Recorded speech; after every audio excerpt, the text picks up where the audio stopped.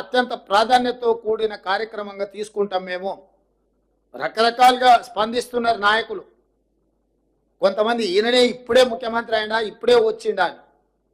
అవునాయన, నేను ఇప్పుడే ముఖ్యమంత్రి అయినా, ఇప్పుడే అధికారం వచ్చింది, అధికారం పేద ప్రజలకు ఉపయోగిస్తున్నాను. నేను ఇన్నాళ్ళు మీ చేతుల అధికారం ఉండి మీరు ఆ ప్రభుత్వంలో మీరు మంత్రిగా పనిచేసారు, మీరు ఆక్రమించుకుంటుంటే కళ్ళు మూసుకొని ఉన్నారు. ఇప్పుడు నేను కనీసం చేయాలనే ప్రయత్నం చేస్తున్న కొంతమంది నాయకులు మాట్లాడుతున్నారు.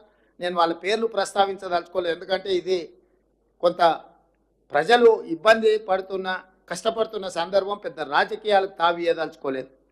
ఇక రెండవది, అమెరికాలో జల్సాలలో మునిగి తేలుతున్నాయని కూడా ట్విట్టర్లో మా ప్రభుత్వాల మీద మంత్రుల మీద దాడి చేస్తున్నాడు. నిజంగానే నీకు కన్సర్న్ ఉంటే 4 రోజుల నుంచి ప్రతిపక్ష నాయకుడు ఒక పలుకు కూడా పలకలే, బయట కూడా కనిపిస్తలేడు. ఆయన ఎక్కడున్నాడో తెలియదు. ఆయన పుత్రుడు అమెరికాలో జల్సాలు చేసుకుంటూ ఆయన ప్రభుత్వం మీద బురద జల్లే ప్రయత్నం చేస్తున్నాడు. 4 రోజుల తర్వాత మేము ప్రశ్నిస్తే ఇవాళ ఒక ఆయన బయలుదేరాడు, సూర్యాపేట పోయిందంట, ఆ నుంచి ఖమ్మం పోయిందంట. 100 ఎలుకలు తిరిగిన పిల్లి తీర్థయాత్రలు పోయిందంట, ఇంక ఇట్లాంటి తప్పులు చేయనని. 10 ఏళ్ల నుంచి ఆక్రమించుకున్నది మీరే. ఖమ్మంకు వెళ్ళిన మాజీ సాగునీటి పారుదల శాఖ మంత్రి హరీష్ రావు గారు, మిమ్మల్ని సూటిగా నేను అడుగుతున్నా, మీ మాజీ మంత్రి పువ్వాడ అజయ్ ఆక్రమించుకున్న కాలువల్ని తొలగించడానికి మీరు ఖమ్మంలో డిమాండ్ చేయగలరా? నేను మీ దగ్గరికి అధికారులను పంపిస్తే, ఎందుకంటే మీరు గతంలో చెరువులకు సంబంధించిన minor irrigation and major irrigation మినిస్టర్గా మీరు పనిచేసినారు. రాష్ట్రం పట్ల పూర్తిగా సంపూర్ణమైన అవగాహన ఉందని మీరు పదే పదే మాట్లాడుతుంటారు హరీష్ రావు గారు. పువ్వాడ అజయ్ ఆక్రమించుకున్న కాలువలను తొలగించడానికి మీరు చిత్తశుద్ధితోని మీరు సహకరిస్తారా? ఈ ఒక్క ప్రశ్నకు సమాధానం చెప్పిన తర్వాత ఇక ప్రభుత్వం ఈ వర్షంలో బాధ్యతాయుతంగా వ్యవహరించిందా, వ్యవహరించలేదా ప్రజలు తెలుస్తారు. మేము బాధ్యతాయుతంగా వ్యవహరించకపోతే ప్రజల దగ్గరికి మేము వెళ్ళగలిగే వాళ్ళం కాదు. ప్రతి క్షణం మా మంత్రులు కార్యాచరణ స్థానికంగా ఉన్నారు. స్టేట్ అంతా సమన్వయం చేసుకొని అధికారులకు ఆదేశాలు ఇచ్చి ఒక స్పష్టమైన నిర్దిష్టమైన కార్యాచరణతో నేను బయలుదేరి 2 రోజుల నుంచి ప్రజలలో తిరుగుతున్నా. ఇది మా ప్రభుత్వం యొక్క చిత్తశుద్ధి. 10 సంవత్సరాలు మీరు అధికారంలో ఉన్నారు. ఏ రోజైనా చంద్రశేఖరరావు గారు వరదలు వచ్చినా, ప్రమాదాలలో ప్రజలు చనిపోయినా ఒక్క రోజైనా పరామర్శించడానికి వారు బయటకు వచ్చిండ్రా?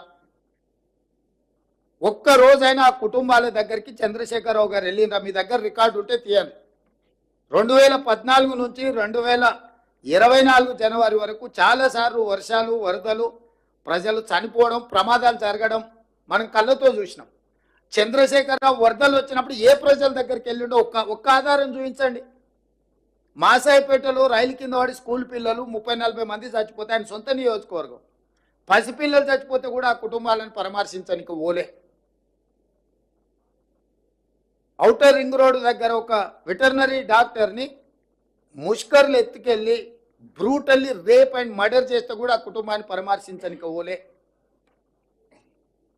మానవత్వం లేని వ్యక్తిగా 10 సంవత్సరాలు ప్రభుత్వాన్ని నడిపిన మీరు ఈరోజు ప్రజలలో ఉన్న మమ్మల్ని ప్రతి క్షణం ప్రభుత్వం అప్రమత్తంగా ఉండి పనిచేస్తుంది. ఇవాళ పక్క రాష్ట్రంలో మన రాష్ట్రంలో కృష్ణా జిల్లా, ఖమ్మం జిల్లా కౌలపిల్లలాగా ఉంటాయి పక్కన పక్కన. ఒకే రకమైన వర్షము, ఒకే రకమైన పరిస్థితులు ఉంటే అవతల ఎంత జరిగింది నష్టం, యువతలు ఎంత జరిగిందో ఒక అంచనా వేయండి. ఈ ప్రభుత్వం అప్రమత్తంగా ఉందో లేదో. అవతల నష్టం జరగడం కూడా బాధాకరం. అవతల జరుగుండొద్దు, యువతల జరుగుండొద్దు. కాకపోతే ఈ ప్రభుత్వం అప్రమత్తంగా ఉందా లేదా అనే దానికి ఒక సరిపోల్చుకోవడానికి 2 పక్కనే ఉన్నాయి. మీరే చెప్తారు అవతల రాష్ట్ర ముఖ్యమంత్రి గారు అప్రమత్తంగా ఉన్నారు, సంతోషం, మంచిది. వారి అనుభవంతో అప్రమత్తంగా ఉండి ఆ జిల్లాను, ఆ రాష్ట్రాన్ని ఆదుకోవడానికి ప్రయత్నం చేశారు. అదే సందర్భంలో ఈ రాష్ట్ర ముఖ్యమంత్రి కూడా 24 గంటలు కంటిన్యూస్గా 30 తారీఖు నుంచి ఈ రోజు వరకు కంటిన్యూస్గా పర్యవేక్షిస్తూనే ఉన్నాం, చర్యలు తీసుకుంటూనే ఉన్నాం. రెండింటిని పోల్చి చూడండి. మరి అవతల రాష్ట్రంలో ప్రతిపక్ష నాయకుడు లేకపోతే మా నాయకురాలు షర్మిల గారు ప్రజలకి వెళ్ళి కష్టపడ్డోళ్ళ దగ్గర, ఇక్కడ ఉన్న ప్రతిపక్ష నాయకుడు ఎక్కడున్నాడు? అసలు ఉన్నాడా? ఎందుకు కనిపిస్తలేడు? ఎందుకు మాట్లాడతలేడు? ఆయన కొడుకెక్కడ ఉన్నాడు? అమెరికాలో లేడా? అమెరికాలో జల్సాలు చేయట్లేదా? అమెరికాలో జల్సాలు చేసేటోడు కూడా మా 10 ఏళ్ళ అధికారం అనుభవించి 1,00,000 కోట్లు అక్రమంగా సంపాదించుకొని అమెరికాలో జల్సాలు చేస్తున్నాడు కూడా ఈరోజు ఈ ప్రభుత్వం మీద దాడి చేస్తున్నారు. అయినా ఈ ప్రభుత్వం మనోధైర్యం కోల్పోదు. ధైర్యంతో ప్రజలకు అండగా నిలబడి ప్రజల్ని ఆదుకోవడానికి ప్రయత్నం చేస్తుంది. స్వచ్ఛంద సంస్థల్ని సమాజంలో ప్రముఖులుగా భావించే వాళ్ళను, కార్పొరేట్ కంపెనీలకు నేను విజ్ఞప్తి చేస్తున్నా, ప్రజలు కష్టాలలో ఉన్నారు, మీ చేతనైన ఆర్థిక సహాయాన్ని అందించండి.